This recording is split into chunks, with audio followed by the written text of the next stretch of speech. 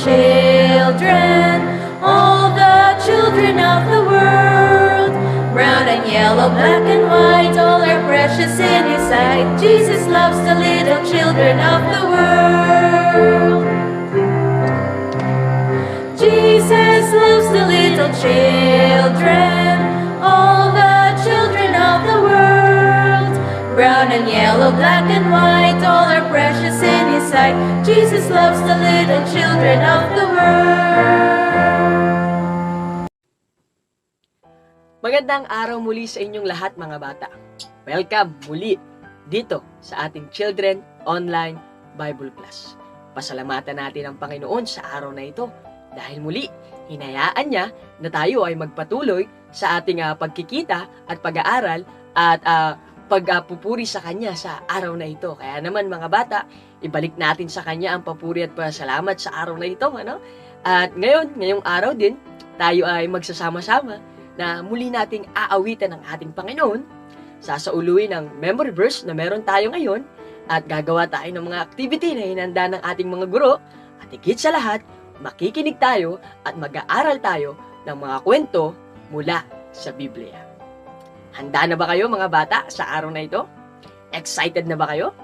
Kung ganun, huwag na nating patagalin, tayong lahat ay pumikit, at tayo'y manalangin muna para pasalamatan ang ating tayong lahat ay pumikit at tayo ay manalangin. Ama naming banal at dakila po sa lahat, muli, sumain niyo po, Panginoon, ang pinakamataas na papuri, pasalamat at pagsamba. Salamat po sa buong isang linggo, Panginoon, na nakalipas, na kung saan nandun ang iyong pag-iingat, nandun ang iyong biyaya at pagpuprovide ng aming pong mga pangangailangan, Panginoon. Salamat po, Panginoon, din dahil sa araw na ito, binigyan muli kami ng pagkakataon para ipagpatuloy po ang Children Online Bible Class, Panginoon. At salamat din po, Panginoon, sa mga bata na kasama po namin sa araw na ito na nagpapatuloy din po na sumusubaybay sa gawain pong ito, Panginoon. Hiling po namin, Panginoon, kung may nakita ka man pong mga kasalanan sa aming puso at isipan, patawarin niyo po kami. At inihiling po namin, Panginoon, na sawayin niyo po ang pwedeng gawin po ng kaaway sa araw pong ito sa paglilingkod po namin sa inyo, Panginoon. Hiling din po namin, Panginoon, na pangunahan niyo po ang aming mga guro na inyo pong gagamitin sa araw na ito. Patuloy na itago niyo po sa inyo pong likuran at gamitin niyo po mightily, Panginoon. At inihiling din po namin, Panginoon, anuman po ang aming pong mga gagawin, ay nawa patuloy na maging kalugod-lugod po ito sa inyo pong harapan, Panginoon. Muli, salamat po, Panginoon, patnubayan niyo po kami, pakaingatan niyo po kami, at patuloy, Panginoon, ang araw na ito ay binabalik namin sa inyong pinakamataas na papuri, pasalamat, pagsamba, dahil ito po ang aming dalangin sa pangalan po ng Panginoong Hesus. Amen.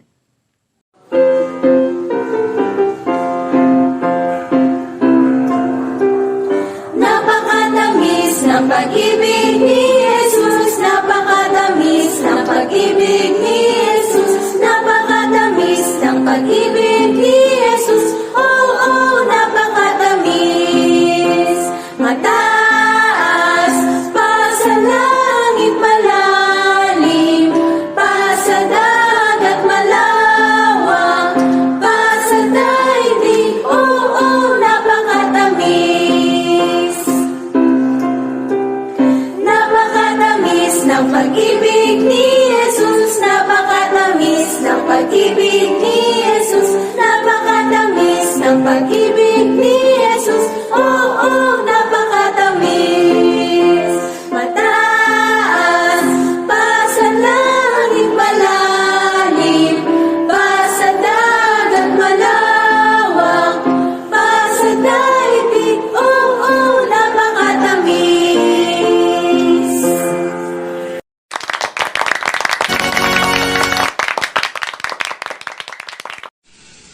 James chapter 1 verse 5. The Bible says, if any of you lack wisdom, let him ask of God, that giveth all men liberally, and upbraideth not. James chapter 1 verse 5. Matthew 3:2, the Bible says, repent ye, for the kingdom of heaven is at hand. Matthew 3:2, the Bible says, repent ye, for the kingdom of heaven is at hand. Matthew 3:2, the Bible says, "Repent ye, for the kingdom of heaven is at hand." Matthew 3 verse 2, the Bible says, "Repent ye, for kingdom of heaven is at hand." Matthew 3:2, the Bible says, "Repent ye, for the kingdom of heaven is at hand." Matthew 3 verse 2, the Bible says, "Repent ye, for the kingdom of heaven is at hand." Matthew chapter 3 verse 2, the Bible says, "Repent ye, for the kingdom of heaven is at hand." Matthew 3:2, the Bible says, "Repeat ye, for the kingdom of heaven is at hand." Hebrews chapter 13, verse 6, the Bible says, "The Lord is my helper, and I shall not fear what man shall do unto me."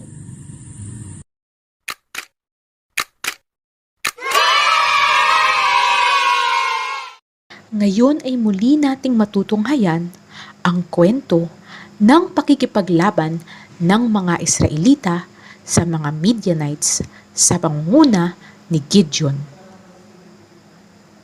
Noong isang linggo ay ating natunghayan kung paano pumili ang Panginoon ng 300 mandirigma na isasama ni Gideon sa paglusob nila sa lugar ng Midian. Natunghayan rin natin ang kakaibang makikipaglaban ng mga Israelita sa mga Midianites. Ito ay sa pamamagitan lamang ng banga at ng trumpeta. At dahil nga sa tunog ng trumpeta, ang hukbo ng Midianites ay nagulantang. Sila ay nagising at kanilang pinatay ang kanilang kapwa mga Midianites. Nahuli man at napatay ni Gideon si Oreb at Zeeb, mga pinuno ng Midian, ay may mga nakatakas pa ring mga Midianites papunta sa Jordan. Kaya ngayon, ating tunghayan kung ano ang nangyari sa pakikipaglabang ginawa ni Gideon. Sila ba ay nagtagumpay? At ano na ang kinahantungan ng mga Israelita?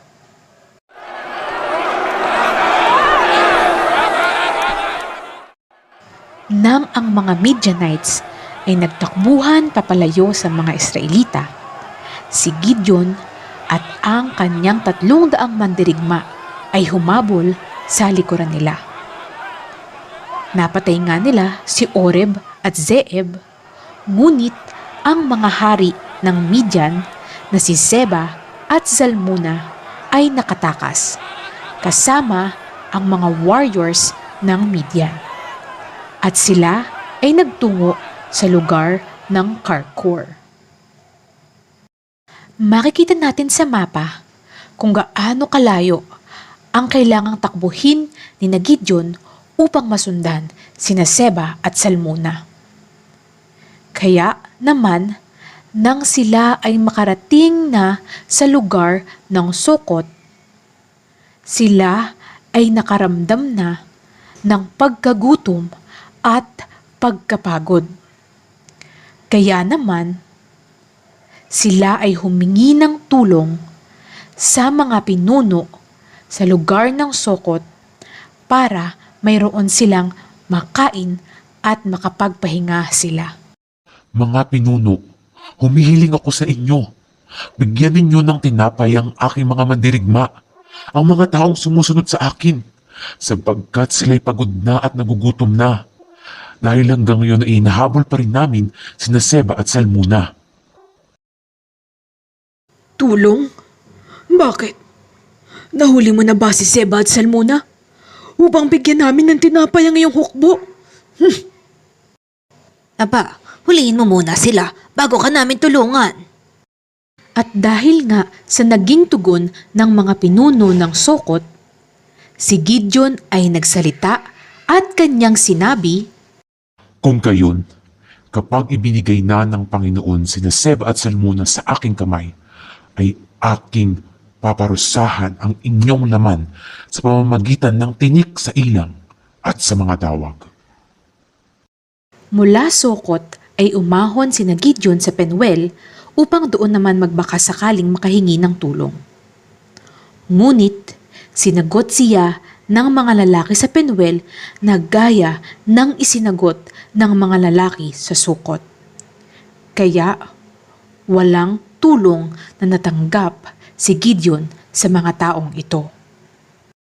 Mga pinuno ng Penuel, tandaan niyo ang sasabihin ko. Pag ako ay mapayapang bumalik at kapag aking napatay, si Zeba at Salmuna ay aking bababagsak ang toring ito. Nagpatuloy sa paglalakbay sina Gideon kasama ang kanyang mga mandirigma. At kanilang natanaw ang hukbo ng mga Midianites kasama ang kanilang hari na sina Zeba at Salmuna. At sinalakay ni Gideon ang hukbo ng mga Midianites na may 15,000 lalaki. Dahil sa pagkakataong ito, ang hukbo ng mga Midianites ay hindi nagbabantay. Muling nagkaroon ng kaguluhan sa kampo ng mga Midianites at ang kanilang mga hari na si Zeba at Salmuna ay tumakas. Ngunit sila ay nahabol ni Gideon kasama ang kanilang mga mandirigma. At ngayong nasa kamay na ni Gideon, si Zeba at si Salmuna, ay muli niyang binalikan ang lugar ng Sokot at ng Penuel. Kanyang hinanap ang mga pinuno sa lugar na ito na hindi nagbigay ng tulong sa kanila at sa kanyang hukbo. At gaya nga ng kanyang sinabi, kanyang pinarusahan ang mga pinuno sa lugar ng Sokot at kanya ding pinabagsak ang tore sa lugar ng Penuel. Nang malaman ni Gideon ang ginawa ni Zeba at Salmuna na pagpatay sa kanyang mga kapatid, ay kanyang pinuksa ang 2 hari ng Midian. Matapos ang pagpuksa ni Gideon sa mga hari ng Midianites, ang mga lalaki ng Israel ay namangha sa kanya at siya ay kinausap at sinabing, Gideon, mamuno ka sa amin. Ikaw ang iyong anak at ang iyong apo. Sapagkat kami ay iniligtas mo sa kamay ng mga Midianites. Dahil sa iyo ay nagkaroon tayo ng tagumpay. Sumagot si Gideon sa kanila at nagsabing, Ano? Hindi ako mamumuno sa inyo o ang aking mga anak man. Dahil ang Panginoon ang mamumuno sa inyo.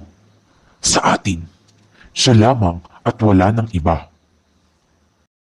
matapos ang pag-uusap na iyon ni Gideon at ng mga lalaki ng Israel, ay pinakuha ni Gideon ang lahat ng ginto na kanilang nasamsam mula sa mga Midianites. At kanya itong ginawang golden ephod. Ang ephod ay isang gamit na isinusuot ng mga high priest noong Bible times. Ngunit hindi naging maganda ang naidulot ng golden ephod na ito sa mga Israelita dahil para na rin nila itong ginawang Diyos-Diyosan.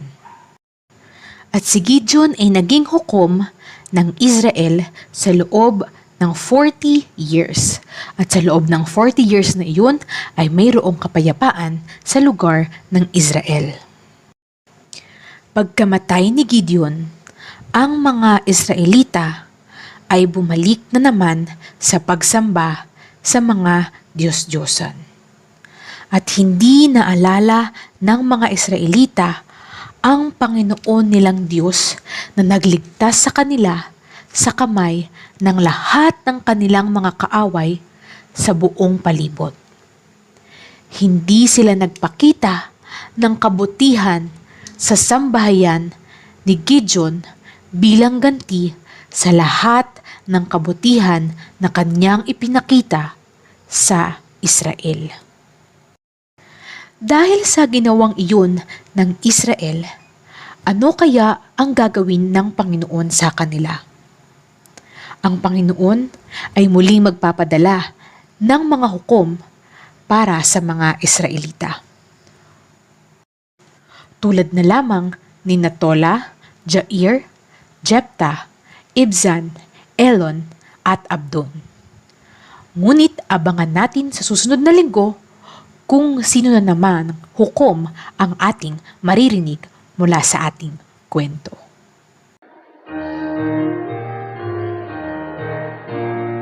Ito ang araw na gawa ng Diyos, na gawa ng Diyos. Tayo'y magsaya at purihin siya, at purihin siya. Oh, ito ang araw na gawa ng Diyos. Tayo'y magsaya at purihin siya. Ito ang araw na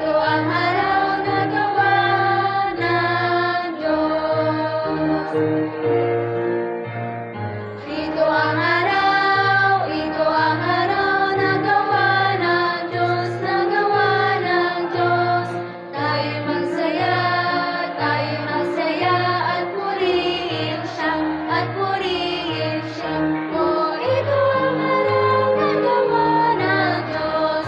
Tayo'y magsaya at purihin siya. Ito ang araw na gawa ng Diyos.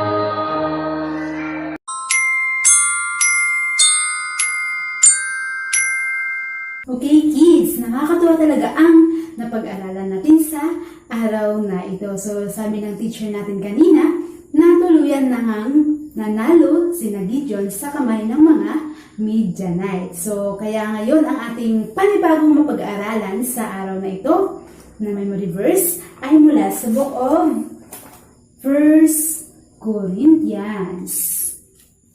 Okay, so ayan ang ating memory verse. 1 Corinthians chapter 15 verse 57. The Bible says, "But thanks be to God." Next ay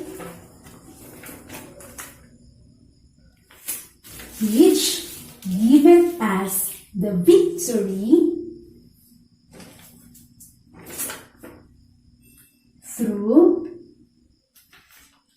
our Lord Jesus Christ. So, ayun mga bata. So, basahin ko muna. 1 Corinthians chapter 15, verse 57, the Bible says, "But thanks be to God, which giveth us the victory through our Lord Jesus Christ." Okay, so ang ibig sabihin ng ating memory verse ay tayo ay magbigay ng pasasalamat sa ating Panginoon sa lahat or sa ating katagumpayan sa pamamagitan ng Panginoong Hesus Kristo. So ano man yan na katagumpayan natin sa ating buhay, lahat ng nakakamta natin ay dapat tayong magbigay ng pasasalamat. Okay? So basahin natin, samahan niyo ako sa pagbabasa ng ating memory verse. 1 Corinthians chapter 15, verse 57, the Bible says, "But thanks be to God, which giveth us the victory through our Lord Jesus Christ." Okay, isa pa.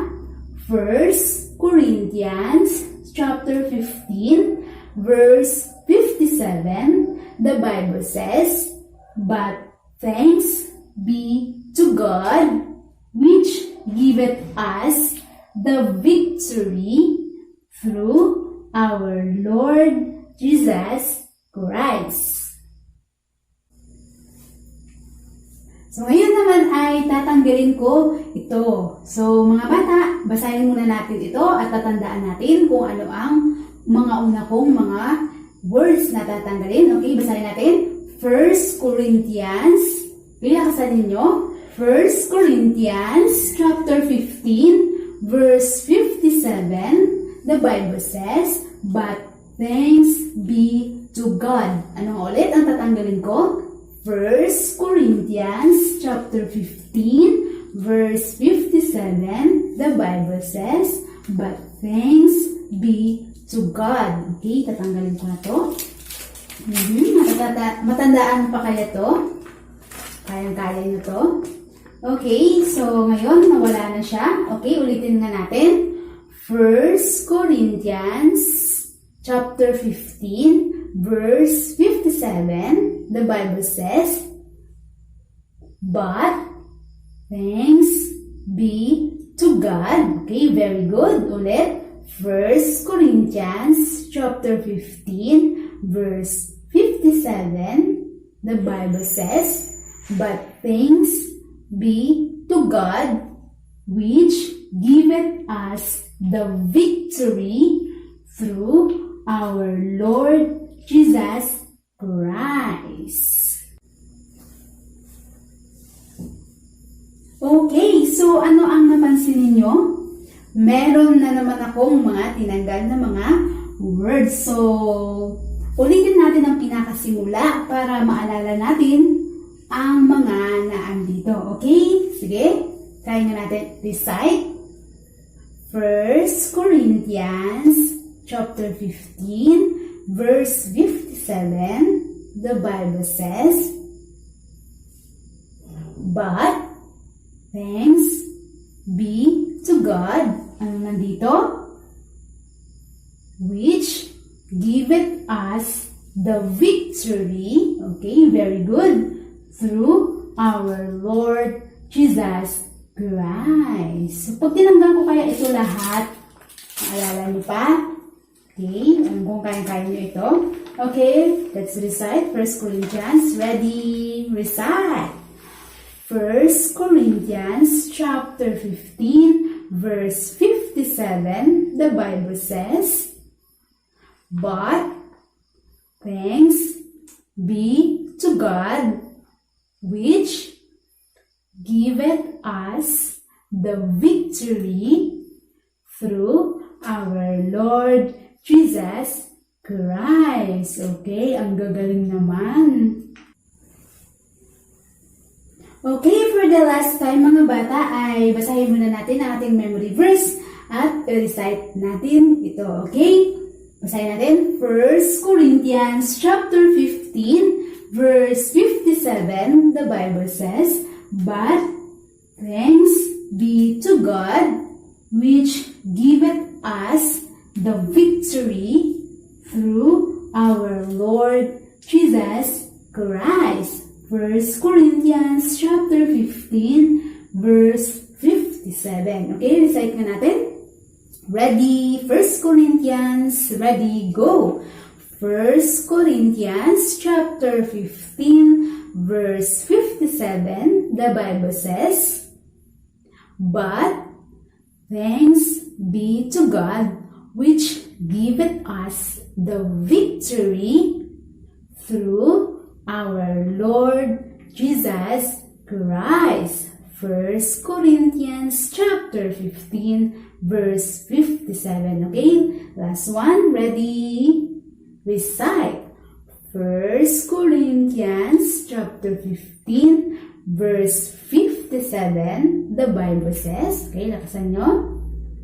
"But thanks be to God, which giveth us the victory through our Lord Jesus Christ." 1 Corinthians chapter 15, verse 57. Okay, so mga bata, huwag kayong magsawa na i-review pa rin ang ating mga memory verse ng mga nakaraan. Okay, so at ito ang panibago nating memory verse ay sa uluhin din ito sa inyong mga bahay.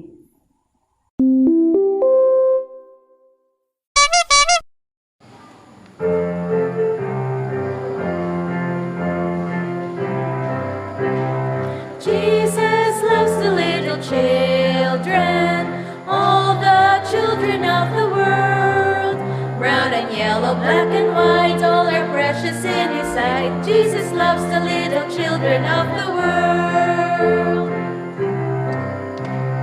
Jesus loves the little children, all the children of the world.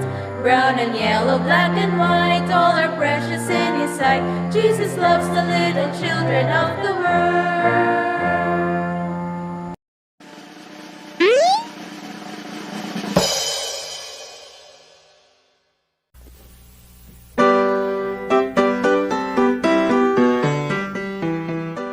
At ang ating activity ngayon mga bata ay tinatawag na Golden Ephod.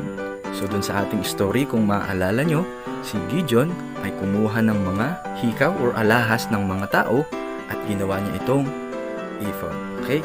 So ang una natin gagawin ay i-fold natin sa gitna ang ating bond paper. And then, pagkatapos natin i-fold, ay gugupitin natin para maumpisahan natin ang ating activity sa araw na ito.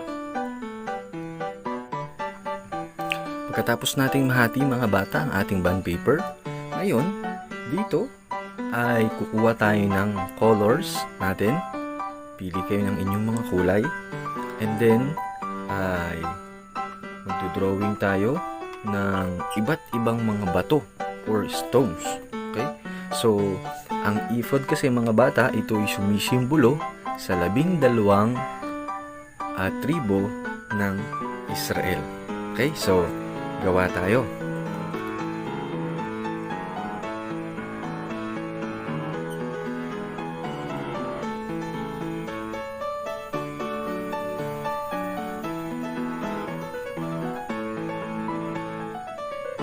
So, pili kayo ng 12 kulay.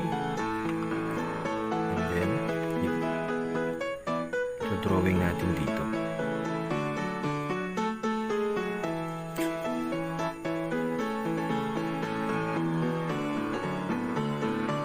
So, kailangan mga bata, iba-ibang kulay siya para makita natin yung 12 stones.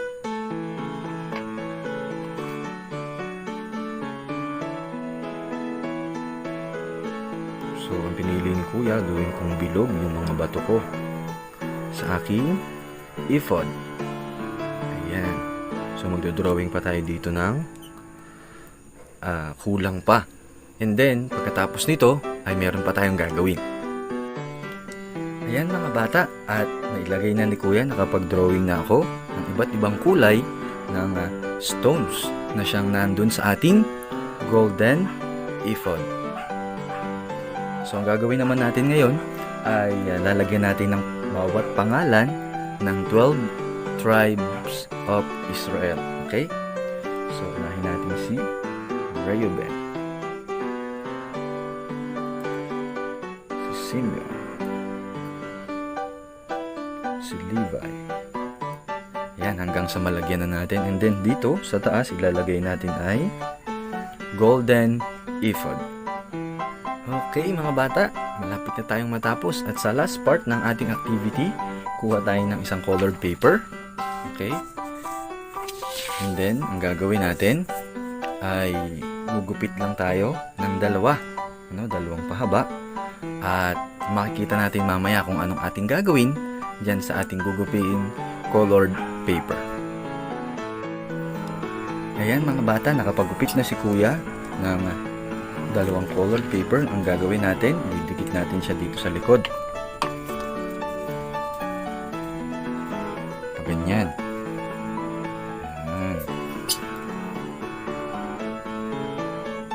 Okay, dikit natin.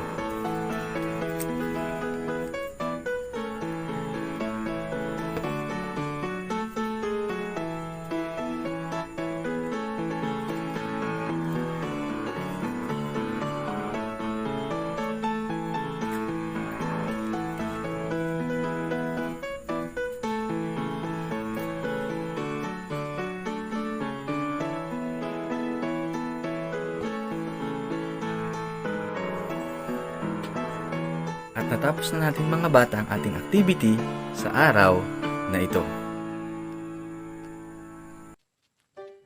At ngayon, mga bata, tayo ay magwawakas na. Pero huwag kayong mag-alala. Sa susunod na linggo, kung loobin ulit ng ating Panginoon na tayo ay magkita-kita, ay mangyayari ang bagay dito. Pero paalala sa inyo ni Kuya, huwag niyong kalilimutan ang ating napag-aralan o ikinuwento sa atin sa araw na ito.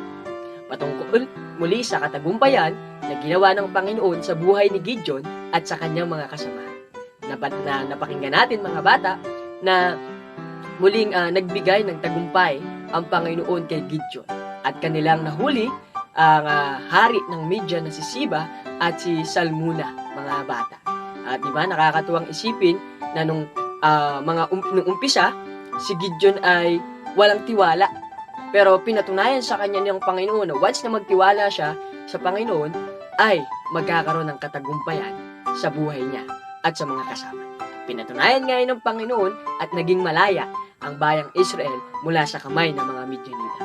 Ngunit ang nakakalungkot, diba, sabi sa uli, nung namatay si Gideon, mga bata, sabi ng ikinuwento sa atin, sila ay bumalik sa dati. Bumalik sila sa pagsamba sa iba't ibang Diyos. Pero mga bata, huwag nating tularan ng bagay niyon. Sa halip, alalahanin natin na every time na magtatagumpay tayo, patuloy pa rin tayong maglingkod sa Panginoon. Lagi niyong tatandaan, walang ibang magbibigay ng katagumpayan kundi ang ating Panginoon na nasa langit.